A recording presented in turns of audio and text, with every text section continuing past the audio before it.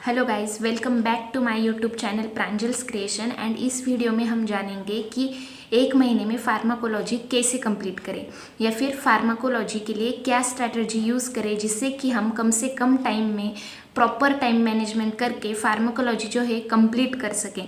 सो बात करेंगे इस वीडियो में। सो स्टार्ट से लेकर एंड तक इस वीडियो को ज़रूर देखिएगा। जैसे कि मैंने पिछला वीडियो अपलोड किया था जिसमें मैंने कंप्लीट 3 मंथ की मेरी जीपैट स्ट्रैटेजी शेयर की थी, तो उस वीडियो के नीचे मुझे बहुत सारे कमेंट देखने को मिले, जिसमें से बहुत सारे कमेंट रिलेटेड थे फार्माकोलॉजी सब्जेक्ट से। किसी ने पूछा था कि आपने 1 मंथ में फार्माकोलॉजी कैसे कंप्लीट किया, ज़रा डिटेल में बताओ। किसी ने कमेंट किया था कि फार्माकोलॉजी के क्लासिफिकेशन सेंड करो। किसी ने कमेंट किया था कि हम जीडीसी के मॉड्यूल्स या फिर जीपैट क्रैकर जो भी कुछ बुक्स है वो हम फार्माकोलॉजी के लिए यूज़ कर सकते हैं क्या without using the KD Tripathi. So इन सारे क्वेश्चंस के आंसर आज मैं इस वीडियो में दूंगी, जिससे कि आपके फार्माकोलॉजी सब्जेक्ट के रिलेटेड सारे डाउट क्लियर हो जाएंगे। तो चलिए वीडियो स्टार्ट करते हैं। तो अगर फार्माकोलॉजी सब्जेक्ट की बात की जाए तो फार्माकोलॉजी में सबसे इम्पॉर्टेंट है क्लासिफिकेशन, जैसे कि मैंने पिछले वीडियो में भी आपसे कहा था।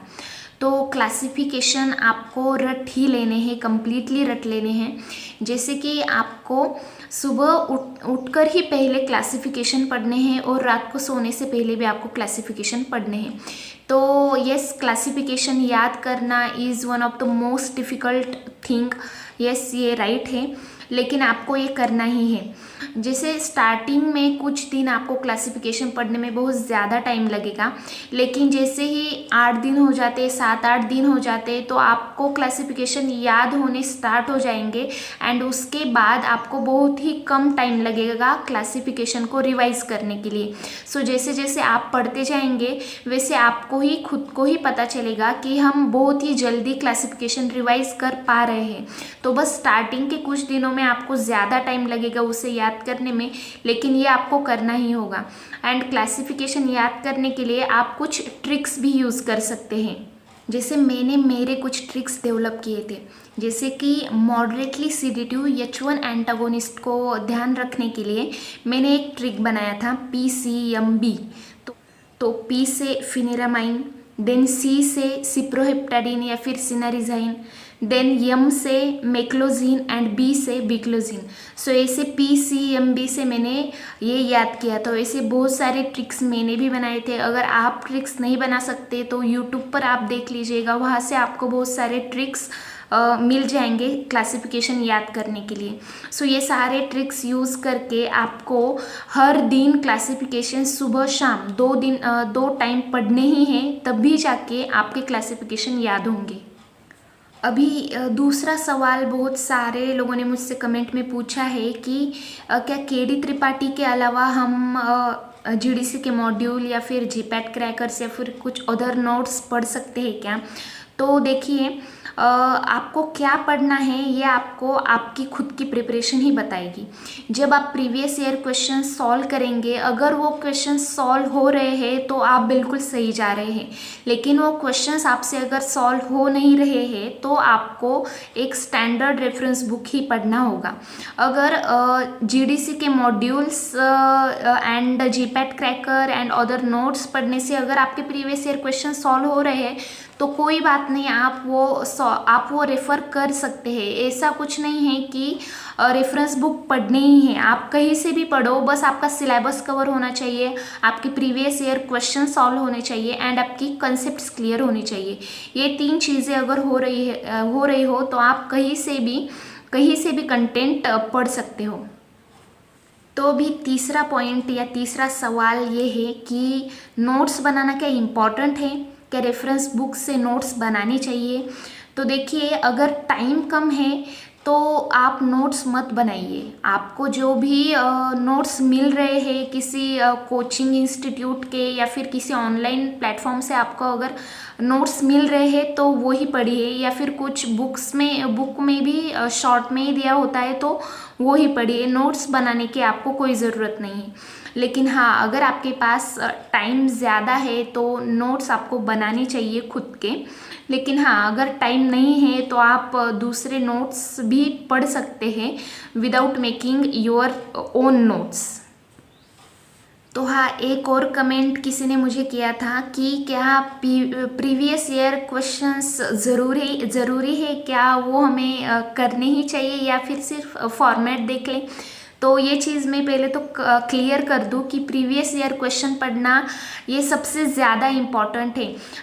मैं कहूँगी कि आप सिलेबस ज़रा कम पढ़ो, पढ़ाई ज़रा कम करो, लेकिन previous year questions and MCQs जो है वो बहुत ज़्यादा सॉल्व करो।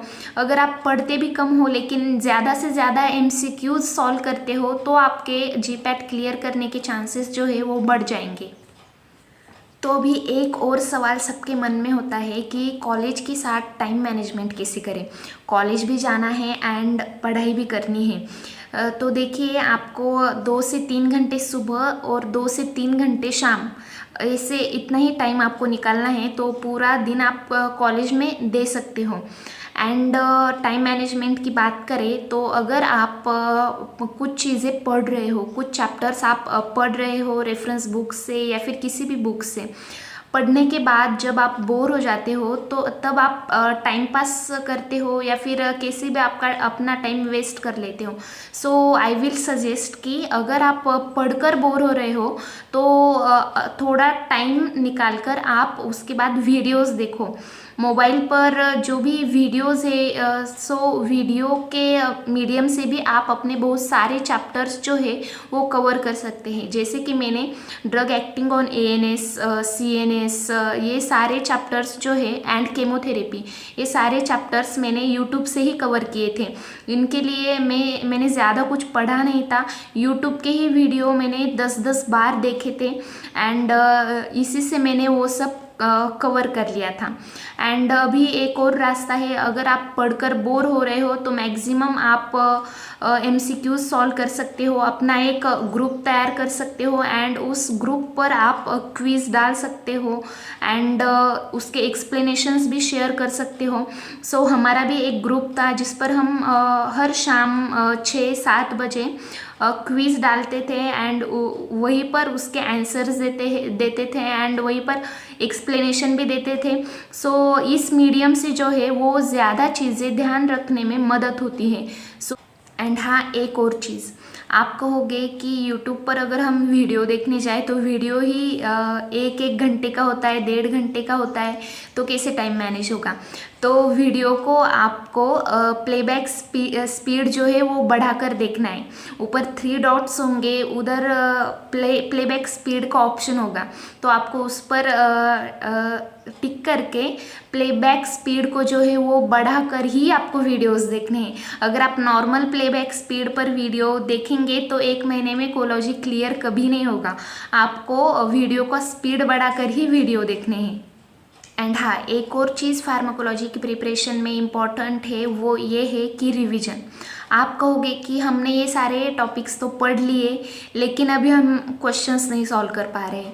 तो क्वेश्चंस आप तभी सॉल्व कर पाओगे जब आप मैक्सिमम रिवीजन दे रहे हो। आपको बहुत सारी रिवीजन देनी पड़ेगी, आपको क्लासिफिकेशन तो 1000 बार पढ़ने हैं, बहुत सारी रिवीजन फार्माकोलॉजी को देनी ही होंगी, तब जाकर आपके प्रीवियस ईयर क्वेश्चंस कंप्लीट हो गए। एंड हाँ, एक और बात ध्यान रखिएगा कि हर चैप्टर पढ़ने के बाद उसके प्रीवियस ईयर क्वेश्चन सॉल्व करना इज़ इम्पॉर्टेंट, ये बहुत ज़्यादा इम्पॉर्टेंट है। हर चैप्टर आप कंप्लीट करोगे तो प्रीवियस ईयर क्वेश्चंस पढ़ने ही हैं। एंड हाँ, आप कहोगे कि हमें इधर से कुछ एमसीक्यू मिल गए, इस वेबसाइट से कुछ एमसीक्यू मिल गए या फिर कुछ किसी किताब में कुछ एमसीक्यू मिल गए तो वो पढ़ेंगे तो चलेगा क्या। जी हाँ, आपको सारे एमसीक्यू पढ़ने हैं, लेकिन एक और बात है कि जो हमारे जीपैट के एमसीक्यू होते हैं उनका स्टैंडर्ड अलग होता है एंड जो आप रेगुलर इधर उधर से एमसीक्यू कलेक्ट करते हो उसका स्टैंडर्ड अलग होता है। आपको जीपैट एग्ज़ाम के एमसीक्यू के स्टैंडर्ड को समझना होगा। कैसे किस स्टैंडर्ड में क्वेश्चन आ रहे हैं वो पूरी तरीके से अलग होते हैं। वो उन क्वेश्चंस में एक कंसेप्ट भी होता है, एक फैक्ट्स भी होता है, सारी चीज़ें उसमें होती हैं। तो मेक श्योर कि आप प्रीवियस ईयर क्वेश्चंस तो पढ़ ही रहे हैं। हाँ, ये सारी चीज़ें हैं। एंड फिर से मैं एक बार कहूँगी कि आप चाहे कहीं से भी पढ़ो, बस कंसेप्ट क्लियर करो and previous year question solve होते हैं या नहीं ये चेक करो। अगर प्रीवियस ईयर क्वेश्चंस आपसे सॉल्व हो रहे हैं तो आप कहीं से भी पढ़ो, हर जगह फार्माकोलॉजी सेम ही है, बस सारे टॉपिक्स कवर करो। सो आई होप आपको ये वीडियो पसंद आई होगी। अगर आपको वीडियो पसंद आई होगी तो लाइक कीजिए, अपने दोस्तों के साथ शेयर कीजिए एंड वीडियो को सब्सक्राइब कीजिए। एंड अगर आपको और कुछ भी डाउट है तो कमेंट बॉक्स में कमेंट कीजिएगा। I will definitely try to give your answers. So thank you so much and thanks for watching.